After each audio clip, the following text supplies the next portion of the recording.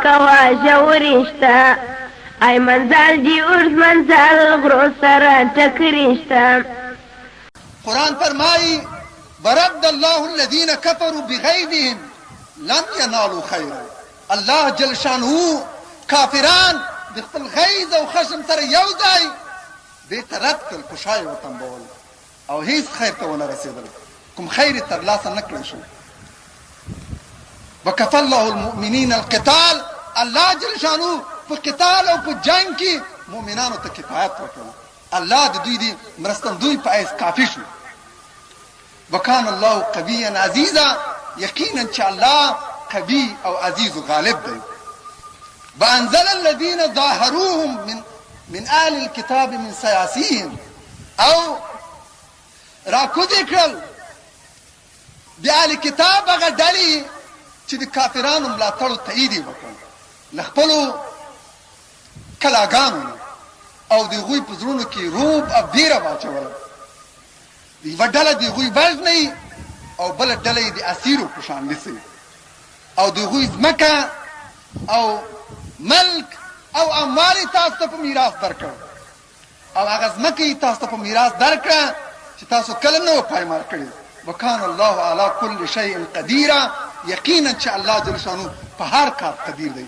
لکه دغه آیت چې ښیي د اهل کتاب ملاتړ او مرسته د کفارو سره او په پای کې د هغوی ذلت و رسوایي و شکست، انشاءالله دا د لویو طاقتونو خاینانه توطیه او دسیسه به الله جل شانو شنډوي او اسلامي قیامونه پاڅونونه به یو په بل سي بریالي کېږي.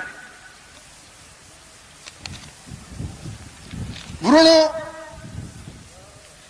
ځینو سره دا تشویش دی چې د افغان جهاد څپې تر کشمیر پورې، تر تاجکستان و ازبکستان و آذربایجان پورې، د شرقي اروپا د محکومو ملکونو پورې ورسېدې. دا څه وجه دی چې لا تر اوسه د کابل رژیم په خپل حال پاته دی، بلې مجاهدین د کابل رژیم د نسکورولو نه عاجز شو. په داسې حال کې چې مجاهدین په دې وتوانېدل د روس په شان وحشي و مغرور پوځ ته ماتې او شکست ورکړي. دا څنګه د هغوی د مزدور حکومت له پرځولو او نسکورولو نه عاجز شوي. حقیقت دا دی چې د کابل رژیم په نسکورېدو کې څه ځنډ دا څه خاص عوامل لري چې هغه توطئو او سترو بین المللي سازشونو پورې اړه لري، کوم چې د دې جهاد په خلاف روان دي. زموږ د جهاد په خلاف روس او امریکا په خپلو منځونو کې توافق کړی چې باید په افغانستان کې د مجاهدینو د اسلامي حکومت د تاسیس نه په هر قیمت مخنیوی وکړي. تر هغه باید د کابل رژیم پاتې تر څو چې د ظاهرشاه د راوستلو لپاره لار هواره شي. هغوی د ظاهرشاه په راوستلو خپلو منځونو کې توافق کړی. هغه بله داسې څیره نه ګوري چې په افغان بسې تحمیل کړي او دواړو ته مقبول وي، دواړه ورباندې سلا شي. د ظاهرشاه د راوستلو په توطئې واشنګټن او ماسکو په خپلو منځونو کې توافق کړی، خو هغه اوس د دې لپاره شرایط مساعد نه ګڼي. لا په لاره کې ستر ستر خنډونه دي. دلته قوي و منظم طاقتونه د هغوی په لاره کې خنډ دي. د هغوی په موجودیت کې روس او امریکا نشي توانېدلی ظاهرشاه په افغانستان تحمیل کړي. باید دا طاقتونه وټکوي. دوی باید تضعیف کړي، په ملت کې د هغه اعتبار ختم کړي، دا خنډونه له لارې لرې کړي، شرایط د هغه د راوستلو لپاره ابار کړي. پس له هغه به روس او امریکا په ګډه ظاهرشاه کابل ته راولي. بیا به ظاهرشاه په کابل کې لویه جرګه رابلي. دا لویه جرګه به د ملک لپاره اساسي قانون جوړوي او هغه به ثابت او دایمي حکومت جوړوي. روس او امریکا په دې توافق کړی. تر هغه چې د ظاهرشاه د راوستلو لپاره لار هواري، باید د کابل رژیم په خپل حال پاته شي.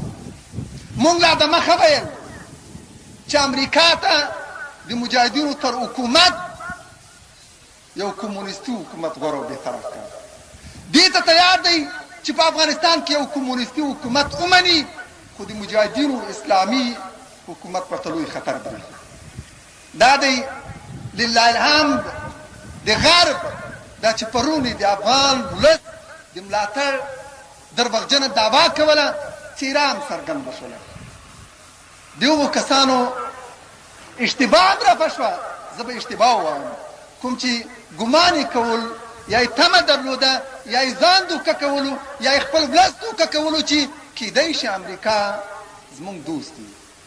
دا دوی ګوري چې نن امریکا ستا په سر، ستا د وینو په سر، ستا د 1.5 میلیون شهداو په سر، ستا د لکونو معیوبینو معلولینو په سر له روس سره سازش کوي. او په دې خاطر چې ستا د خوښې اسلامي حکومت په افغانستان کې جوړ نشي د ظاهرشاه د راوستلو او په افغان ولس د تحمیلولو کوشش کوي. د کابل رژیم د عدم فوري سقوط او نسکورېدو یوه وجه د روس او د امریکا همدا ګډ سازش دی.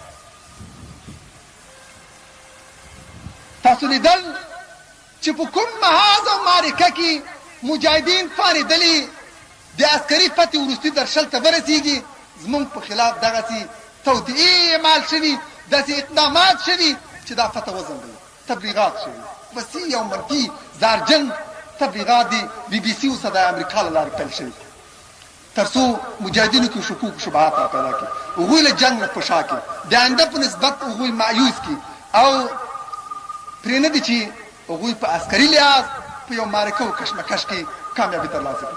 په جلال آباد کې چې څه وشول ستاسو په یاد دی.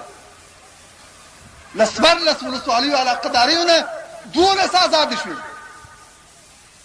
مجاهدین د جلال آباد آخري حصار ته ولیدل، میدان د هوایي د هغوی په لاس کې ولید. ولې تاسو ولیدل چې په همدغه مرحله کې مجاهدین له دغسې ستونزو او مشکلاتو سره مخامخ شو چې مجبور شي جنګ متوقف کړي، فشار راشي او حالات همدغسې په ټپه کې پاتې شي ودرېږي. په خوست کې همدا وشول، په کندهار کې همدا وشول. ستا عسکري فتح نه خوښوي، دا نه غواړي چې ستا مسله د میدان د جنګ کې حل فصل شي. هغه د دې کوشش کوي چې ثابته کړي مجاهدین د کابل رژیم د جنګ له لارې نشي نسکورولی. د جنګ د ادامې له لارې د افغانستان مسله قابل حل نه دی. مجاهدینو دا دی په دې او هغه معرکه کې ماتې وخوړله، ونشو توانېدلی چې د جنګ له لارې یو لوی ښار فتح کړي. په داسې حال کې چې له 282 ولسوالیو او علاقهداریو نه 241 آزاد دي او د دغو ولسوالیو ټول ښارونه د مجاهدینو په لاس کې دي. تاسو اورئ چې بي بي سي اوسه د امریکا وایي چې مجاهدینو په دې ونشو توانېدلی چې د دې یو کال په موده کې یو ستر ښار فتح کړي. 241 ښارونه د مجاهدینو په لاس کې دي، بلې د غرب تبلیغات همداسې دي چې مجاهدین په دې ونشو توانېدی چې د کابل رژیم د جنګ له لارې نسکور کړي. نو له دې نه پرته بله څه چاره ده چې روس او امریکا په ګډه د افغان ولس د وسیع قیم پایس د هغوی د دلسوز او همدرد پایس دا مسله ورته حل کړي. هغوی په خپلو منځونو کې سلا شي. مجاهدین خپل صفوف نشي متحد کولی، د جنګ له لارې د افغانستان مسله نشي حل کولی. روس او امریکا مجبور دي، دا د هغوی واجب او مسؤلیت دی چې د مظلومو غریبو وروسته پاتې ملکونو د سرنوشت په هکله بې تفاوت او بې اعتنا پاتې نه شي. یو بل سره د صلاح او روغې جوړې له لارې د افغانستان مسله ورته حل فصل.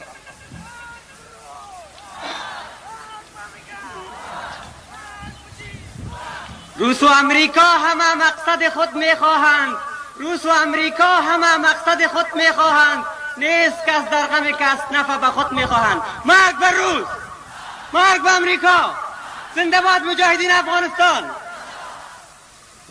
د کابل حکومت د پاتې کېدو دوه عامل دا دی چې متاسفانه موږ ونشو توانېدلی یو قوي با اعتباره د ملت د تایید او ملاتړ نه برخمن حکومت جوړ کړو. زموږ حکومت په پېښور کې په کرایي حویلیو کې پاتې شو. ملت په دې حکومت قانع نه شو. د ملت د زرګونو ستونزو نه یوه هم د حکومت حل نه کړی شو. د ملت د لکابو توقعاتو او هیلو نه یوه هم د حکومت ترسره نه کړی شو. که موږ یو قوي او مؤثر حکومت درلودی او ملت په دې مطمئن شوی وای چې دا حکومت د کابل د رژیم ځای نه بلی شي، هغه د ملک د ادارې نه په اداري قادر او د دې لودي نه به تلی شي، نو نن به د کابل د رژیم په څنګ کې چې څوک ولاړ دي، که پوځ دی، ملیشه ده یا جنګ ته مجبور، دا به ټول د دې حکومت تر څنګ ولاړ. دا حکومت به د رژیم د کابل حکومت به لا د مخه ختم شوی. ولی متاسفانه چې مونږ د دې حکومت تر څنګ ونشو توانېدلی یو مقتدره منتخبه شورا جوړ کړو چې د ټول ملت نمایندګي وکړي، ټولې پرګنې و اخشار قانع کړي، مجاهدین په سنګرونو کې ډاډه کړي، د آینده په نسبت هغوی مطمئن کړي. دا د دې حکومت د پاتې کېدو دومره وجه ده. ستاسو به په یاد وي چې تنظیمونو په دې خبره خپلو منځونو کې عهد وکړ چې د 6 میاشتو په منځ کې به انتخابات ترسره کېږي او دا حکومت به داخل ته درومي. موږ دا حکومت د پېښور لپاره نه و جوړ کړی، دا جلاوطن حکومت نه و، دا د داخل لپاره جوړ شوی و. بلې له په 6 میاشتو کې انتخابات ترسره شول. ضعیف تنظیمونه چې د خپل قوم له فیصلې نه ویریږي، په خپل ولس اعتماد نه لري، د جهاد په دوران کې امتحان ورکړی، ناکام شوي، بې اعتباره شوي، پوهېږي چې که انتخابات وشول هغوی رسوا کېږي، دنیا ته خپل ولس ته رسوا کېږي، هغوی د انتخاباتو مخالفت کوي.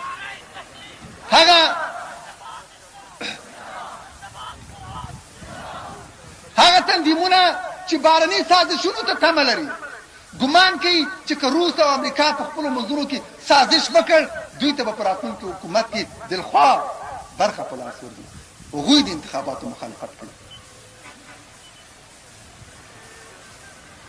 انتخابات ترسره نه شول، دا عقد او قرارداد نقض شو، د دې تعهد په نسبت تخلف وشو. نن هم ګورو چې هغوی د انتخاباتو په ځای د یو غیر منتخب یو انتصابي شورا د جوړولو طرح اعلان کړي. موقت حکومت داخل ته انتقال نشو. بانی ویلي چې هلته خو سکرد میزایلونه ورېږي، هلته خو بمباري ده، هلته خو جنګ روان ده، څنګه حکومت داخل ته انتقال؟ څه منصوبې لري دا حزب اسلامي چې په دې باندې پافشاري کوي چې حکومت داخل ته انتقال شي؟ مونږ هغوی ته وایو چې تعهد په دې خبره و چې د 1 میاشتې په منځ کې به حکومت داخل ته درومي. دا مو نه ویلي چې که جنګ نه و، د سکرد میزایلونو د فایر خطره نه وه، د بمباري خطر نه و، جنګ پای ته رسېدلی و، په ملک د سولې د امن حالت و، بیا به د 1 میاشتې په منځ کې حکومت داخل ته انتقال وي.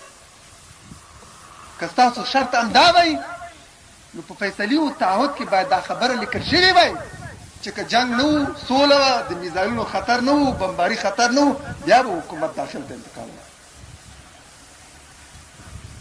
که په داخل کې د مجاهدینو په قرارګاهو، په قماندانانو مجاهدینو بمونه ورېږي، پروا یې نشته، خو چې مشران دلته په مسؤلو او مرفه کورونو کې خوندي وي او هغوی ته خطر ونه رسي، هغوی ته صدمه ونه رسي. ورونو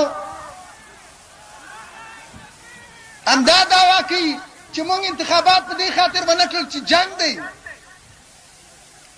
که ستاسو منظور دا و چې د جنګ په حالت کې انتخابات نشي کېدلی، نو لیکلی به مو چې که جنګ پای ته ورسېدو، د کابل رژیم نسکور شو، قدرت د مجاهدینو په لاس کې ولوېدو، بیا به د 6 میاشتو په منځ کې انتخابات کوو. مونږ خو لیکلي وو چې د مشورتي شورا د جوړېدو د لومړۍ ورځې نه به د 6 میاشتو په منځ کې له فلان ورځې فلان میاشتې نه تر فلاني ورځې د فلاني میاشتې پورې د 6 میاشتو په منځ کې انتخابات ترسره کېږي، بیا به دا موقت حکومت د دې منتخبې شورا نه د اعتماد رایه اخلي. که نه حکومت منحل دی.